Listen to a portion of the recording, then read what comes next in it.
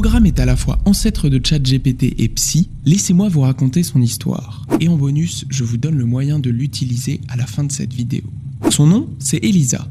Développé entre 1964 et 1966 par l'informaticien Joseph Weizenbaum, ce programme était capable il y a 60 ans d'un exploit pour l'époque. Discuter par écrit avec un être humain. Enfin, discuter, c'est un bien grand mot. Le script le plus célèbre d'Elisa, Doctor, qui imitait un psychothérapeute, se contentait plutôt de reformuler les problèmes de ses « patients » entre guillemets, sous forme de questions. Pour faire simple, si vous lui disiez que vous étiez déprimé, Elisa vous répondait « Pourquoi êtes-vous déprimé ?» et se fondait ensuite sur les mots-clés de votre réponse pour continuer la conversation.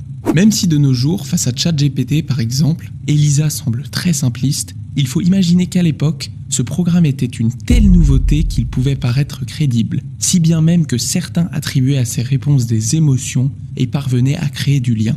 Cette attitude, où une personne assimile de manière inconsciente le comportement d'un ordinateur à celui d'un être humain, porte d'ailleurs son nom, l'effet Elisa.